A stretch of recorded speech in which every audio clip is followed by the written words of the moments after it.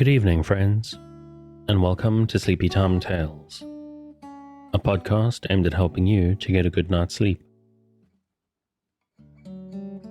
Do you find your mind plagued with the stresses of modern life, especially when the lights are out and you're trying to get a restful night?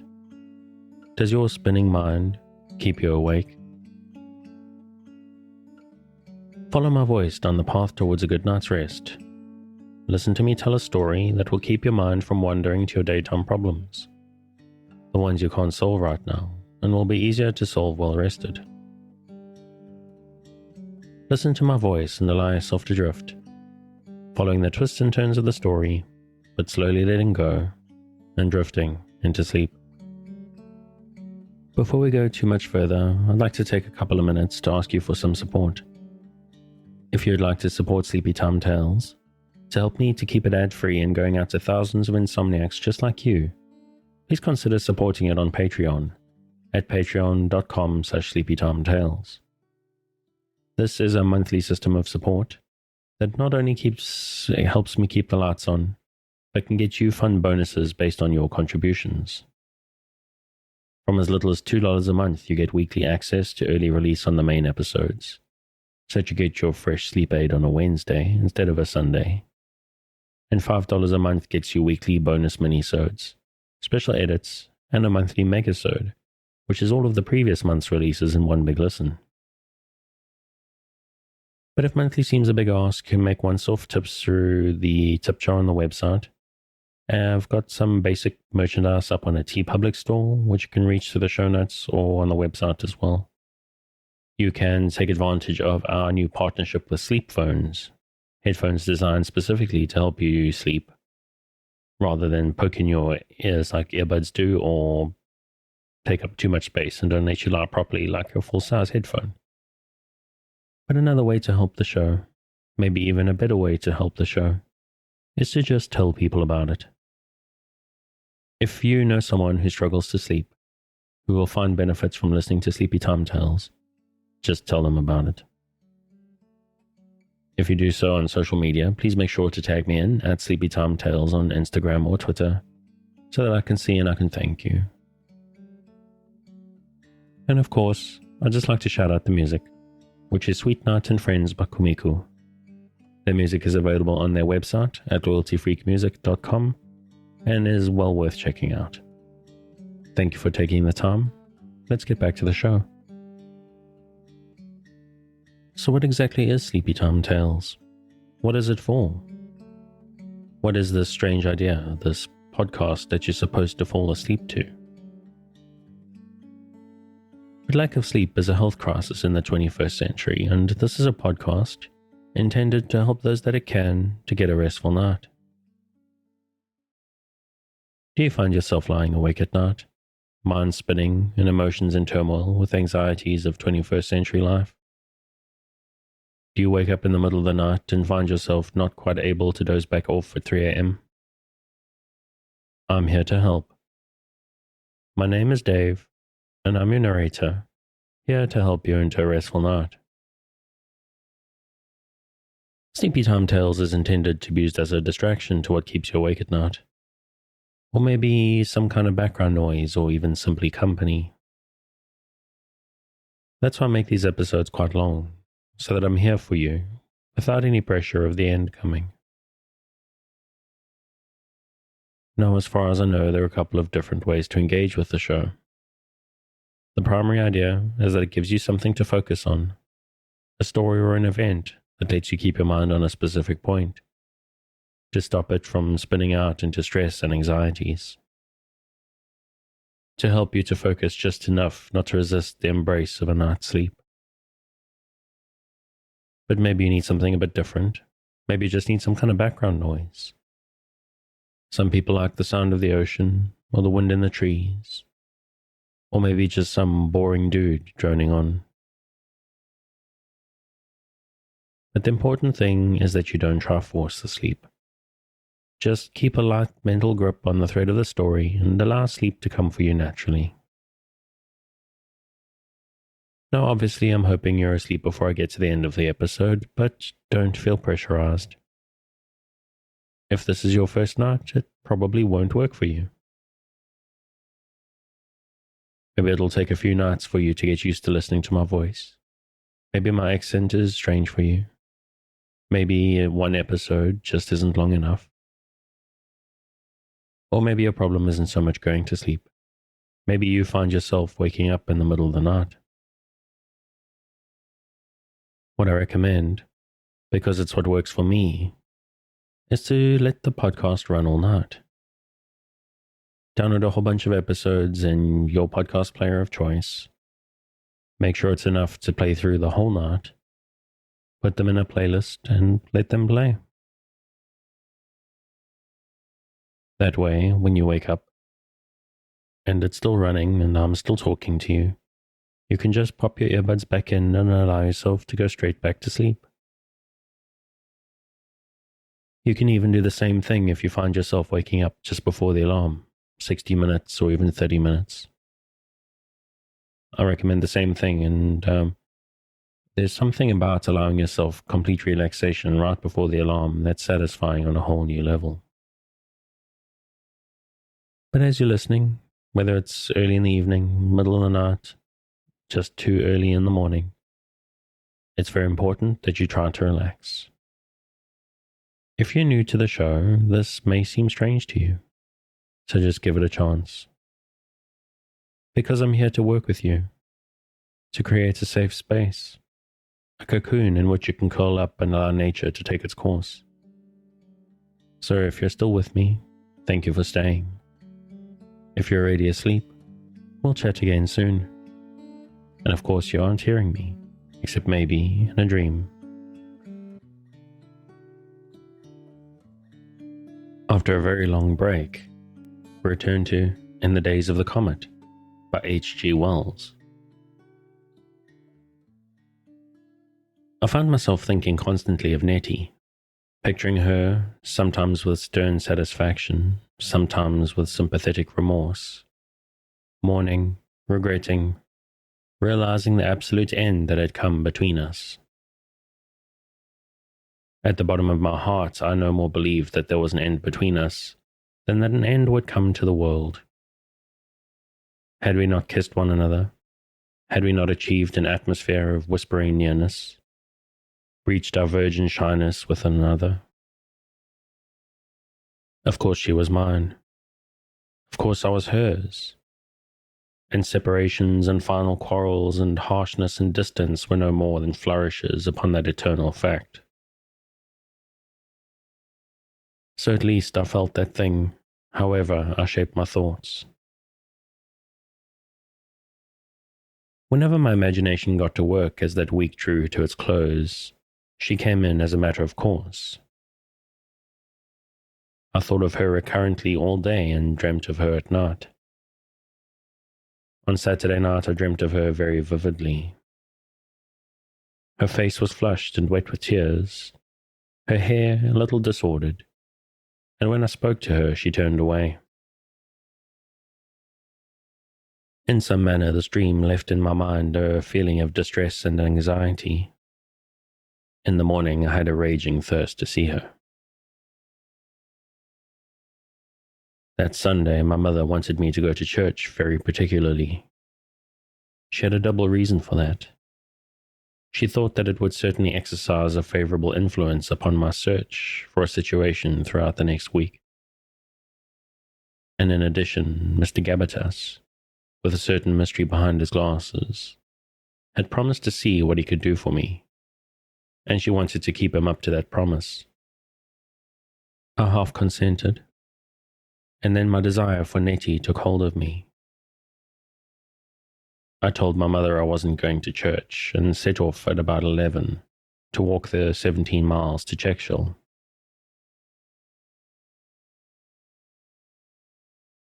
It greatly intensified the fatigue of that long tramp, that the sole of my boot presently split at the toe.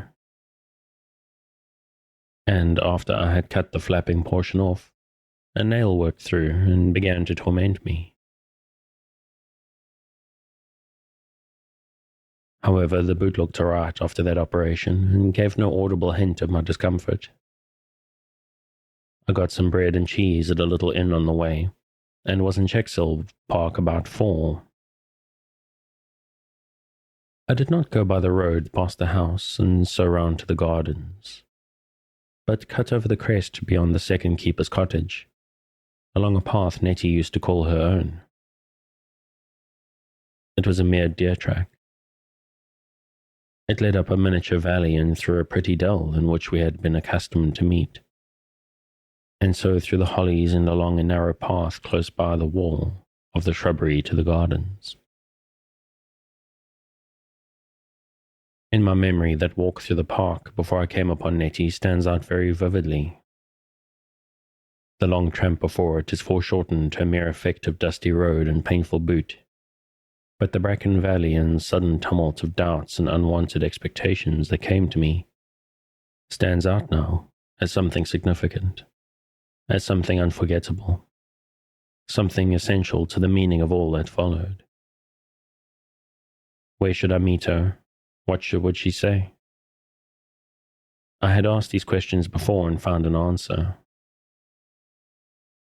Now they came again with a trail of fresh implications, and I had no answer for them at all. As I approached Nettie, she ceased to be the mere butt of my egotistical self-projection, the custodian of my pride, and drew together and became over and above this a personality of her own, a personality and a mystery. A sphinx I evaded only to meet again. I find a little difficulty in describing the quality of the old world romance, so that may be understandable now.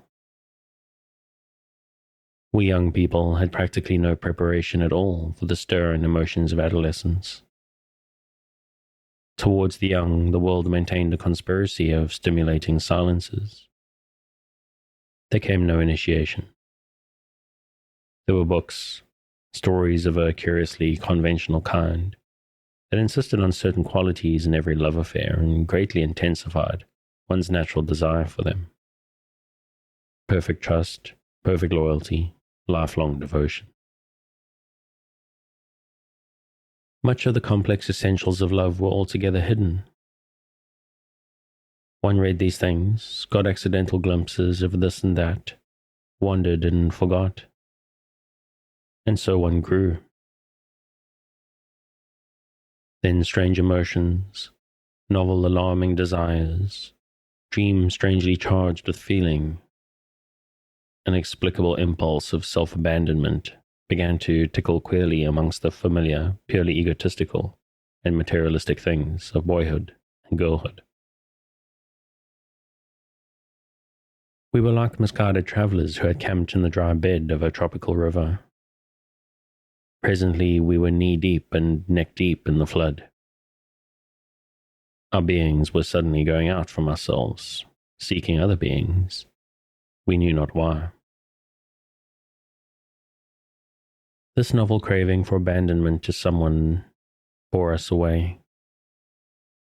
We were ashamed and full of desire. We kept the thing a guilty secret, and were resolved to satisfy it against all the world. In this state it was we drifted in the most accidental way against some other blindingly seeking creature, and linked like nascent atoms. We were obsessed by the books we read, by all the talk about us that once we had linked ourselves, we were linked for life. Then afterwards we discovered that other was also an egotism, a thing of impulse and ideas that failed to correspond with ours. So it was, I say, with the young of my class and most of the young people in our world. So it came about that I sought Nettie on the Sunday afternoon and suddenly came upon her, light-bodied, slenderly feminine, hazel-eyed, with her soft, sweet young face under the shady brim of her hat of straw. The pretty Venus I had resolved should be wholly and exclusively mine. There, all unaware of me still, she stood, my essential feminine, the embodiment of the inner thing in life for me, and moreover, an unknown other, a person like myself. She held a little book in her hand, open as if she were walking along and reading it. That chanced to be her pose, but indeed she was standing quite still, looking away towards the grey and lichenous shrubbery wall, and as I think now, listening. Her lips were a little apart, curved to that faint, sweet shadow of a smile.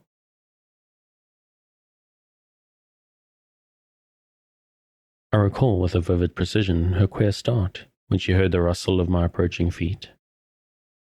Her surprise, her ideas almost of dismay for me.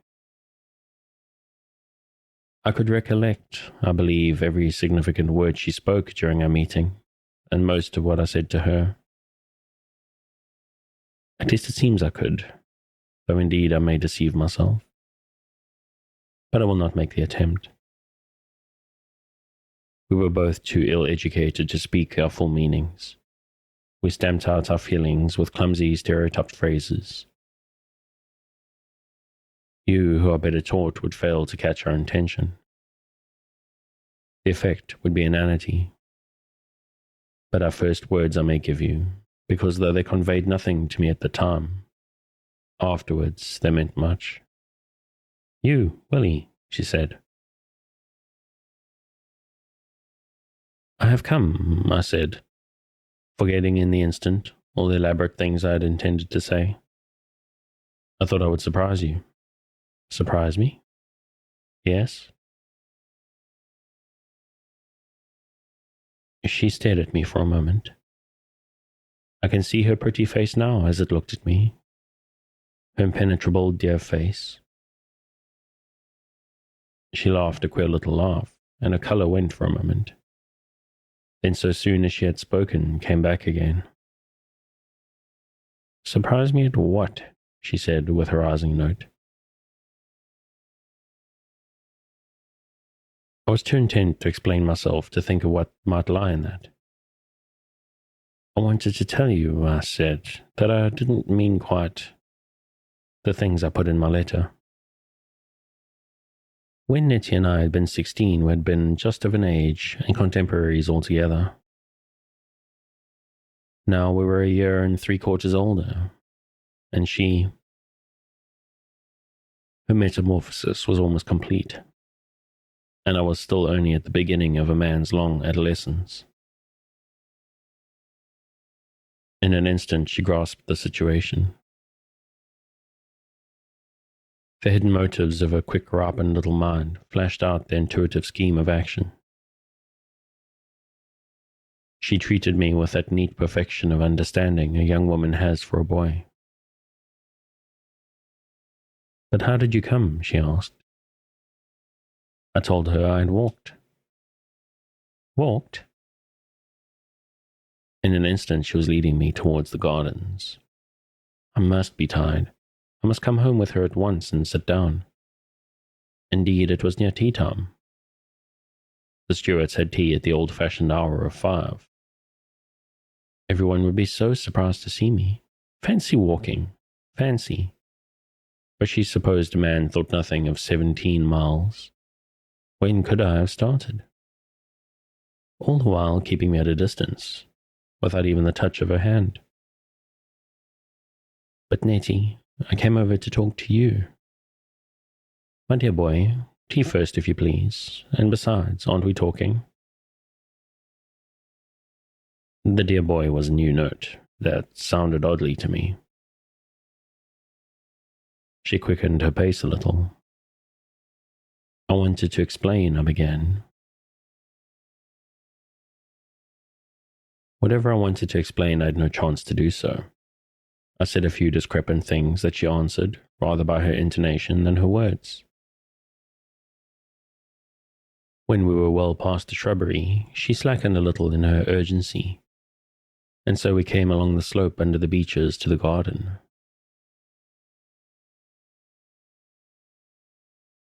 She kept her bright, straightforward-looking, girlish eyes on me as we went. It seems she did so all the time, but now I know better than I did then. that every now and then she glanced over me and behind me towards the shrubbery. And all the while, behind her quick, breathless, and consecutive talk, she was thinking. Her dress marked the end of her transition. Can I recall it? Not, I'm afraid, in the terms a woman would use. But her bright brown hair, which had once flowed down her back in a jolly pigtail, tied with a bit of scarlet ribbon, was now caught up into an intricacy of pretty curves above her little ear and cheek, and the soft, long lines of her neck. Her white dress had descended to her feet. Her slender waist, which had once been a mere geographical expression, an imaginary line like the equator, was now a thing of flexible beauty. A year ago, she had been a pretty girl's face sticking out from a little unimportant frock that was carried upon an extremely active and efficient pair of brown stockinged legs. Now there was coming a strange new body that flowed beneath her clothes with a sinuous insistence. Every movement, and particularly the novel droop of her hand and arm to the unaccustomed skirt she gathered about her, and a graceful forward inclination that had come to her, called softly to my eyes. A very fine scarf, I suppose you would call it a scarf, of green gossamer that some new wakened instinct had told her to fling about her shoulders, clung now closely to her body, and now streamed fluttering out for a moment in a breath of wind, and like some shy independent tentacle with a secret to impart, came into momentary contact with my arm. She caught it back and reproved it. We went through the green gate and the high garden wall. I held it open for her to pass through, for this was one of my restricted stock of stiff politenesses. And then for a second she was near touching me. So we came to the trim array of flower beds near the head gardener's cottage, and the vistas of glass on our left. We walked between the box edgings and beds of begonias, and into the shadow of a yew hedge within 20 yards of that very pond with the goldfish, at whose brim we had plighted our vows. And so we came to the wisteria smothered porch. The door was wide open, and she walked in before me.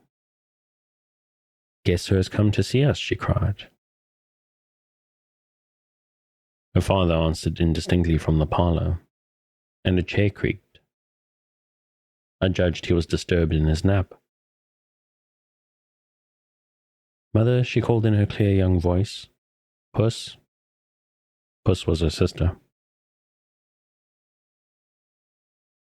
She told them in a marvelling key that I had walked all the way from Clayton, and they gathered about me and echoed her notes of surprise. "You'd better sit down, Willie," said her father, "now you've got here. How's your mother?" He looked at me curiously as he spoke. He was dressed in his Sunday clothes, a sort of brownish tweeds, but the waistcoat was unbuttoned for greater comfort in his slumbers. He was a brown-eyed, ruddy man, and I still have now in my mind the bright effect of the red golden hairs that started out from his cheek to flow down into his beard.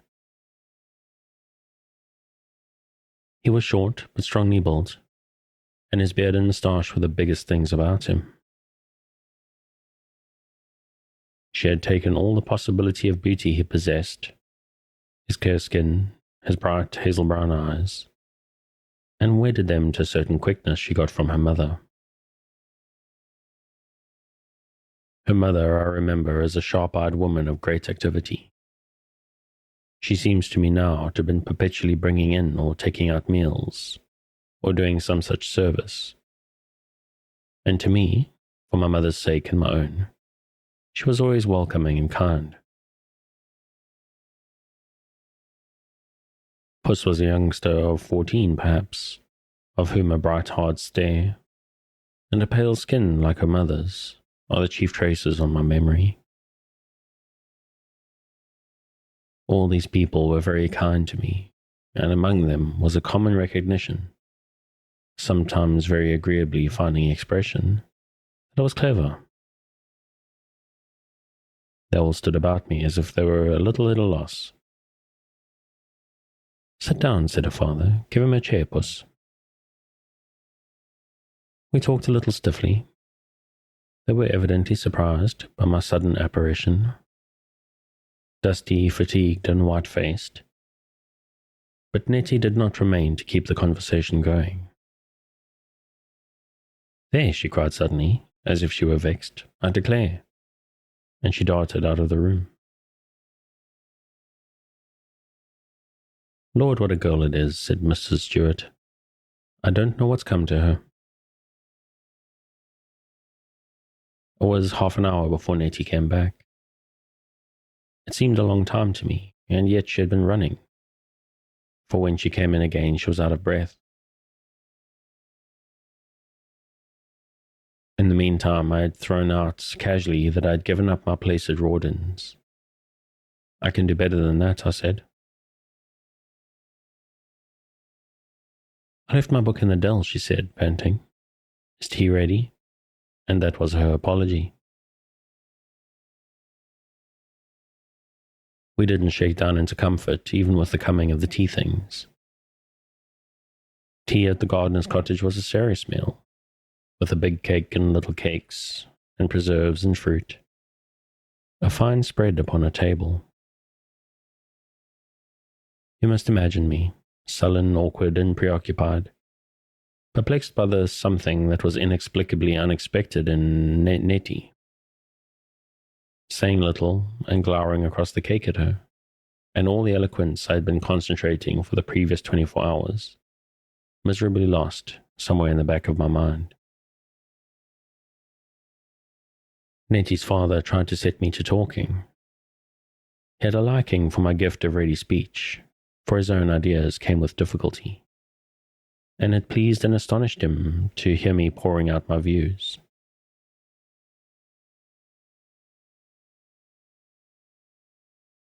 Indeed, over there I was, I think, even more talkative than with Pollard, though to the world at large I was a shy young lout. "You ought to write it out for the newspapers," he used to say. "That's what you ought to do. I never heard such nonsense." "Or you've got the gift of the gab, young man. We ought to have made a lawyer of you." But in that afternoon, even in his eyes I didn't shine. Failing any other stimulus, he reverted to my search for a situation, but even that did not engage me. For a long time, I feared I should have to go back to Clayton without another word to Nettie. She seemed insensible to the need I felt for a talk with her, and I was thinking even of a sudden demand for that before them all. It was a transparent maneuver of her mother's who had been watching my face that sent us out at last together to do something. I forget now what, in one of the greenhouses. Whatever that little mission may have been, it was the merest, most barefaced excuse. A door to shut, or a window to close, and I don't think it got done. Nettie hesitated and obeyed. She led the way through one of the hothouses. It was a low, steamy, brick-floored alley between staging that bore a close crowd of pots and fern, and behind big branching plants that were spread and nailed overhead, so as to make an impervious cover of leaves. And in that close screen privacy she stopped, and turned on me suddenly like a creature at bay.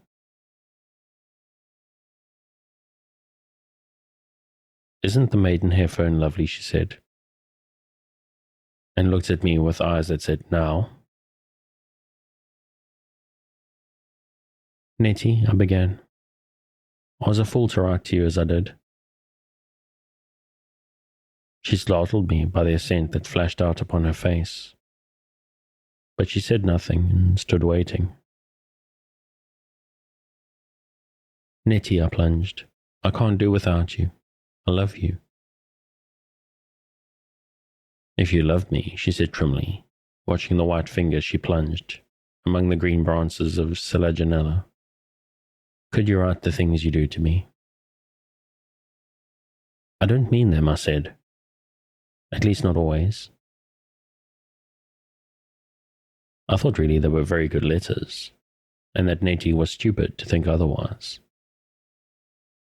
But I was for the moment clearly aware of the impossibility of conveying that to her.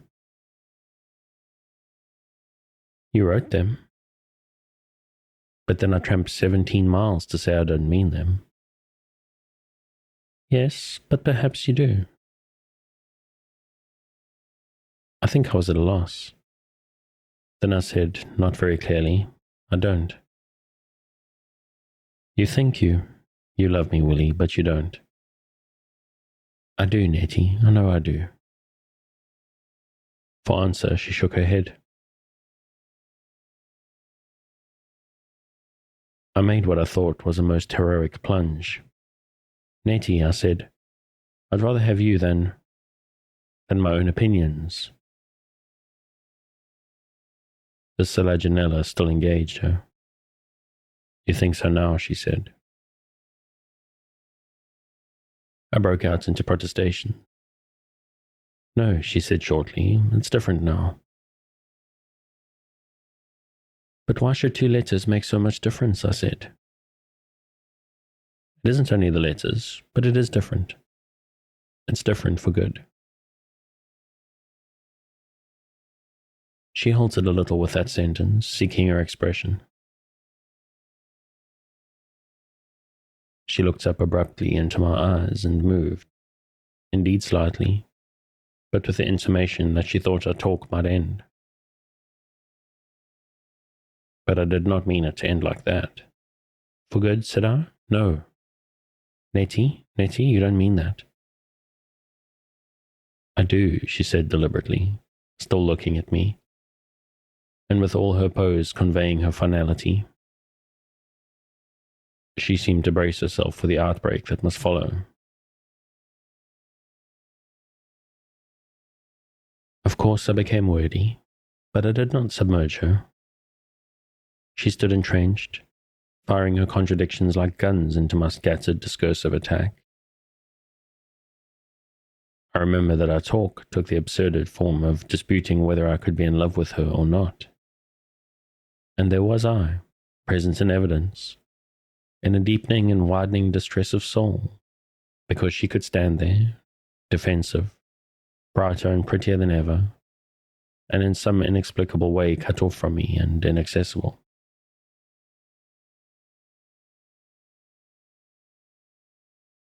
You know, we'd never been together before, without little enterprises of endearment, without a faintly guilty, quite delightful excitement.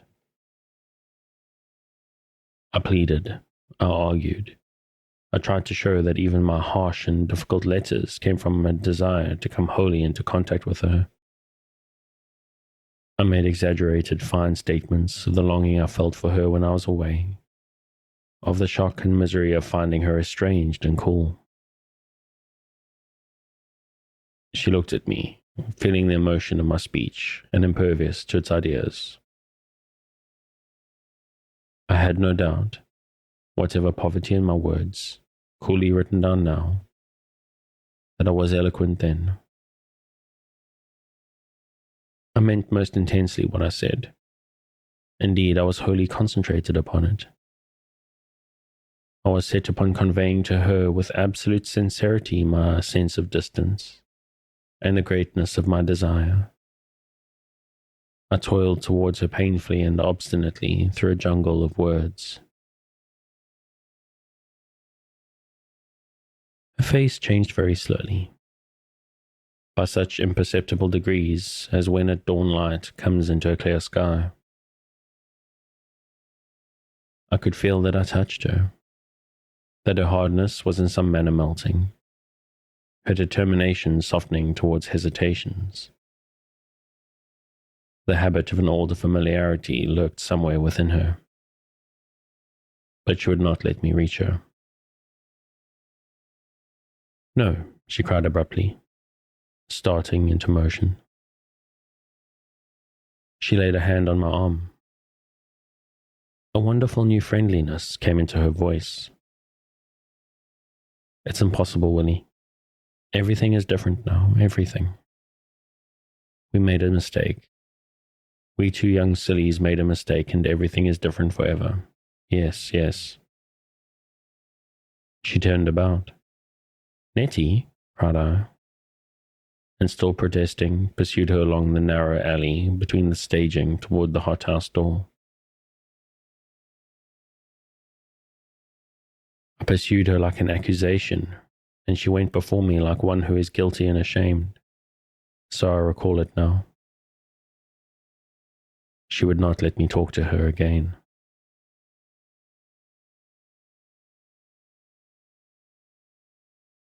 Yet I could see that my talk to her had altogether abolished the clear-cut distance of our meeting in the park.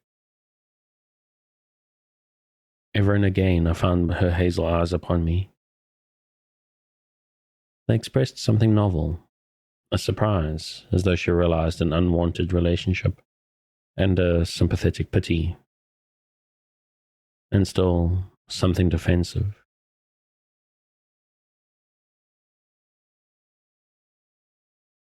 When we got back to the cottage, I fell talking rather more freely with her father about the nationalization of railways, and my spirits and temper had so far mended at the realization that I could still produce an effect upon Nettie, that I was even playful with Puss.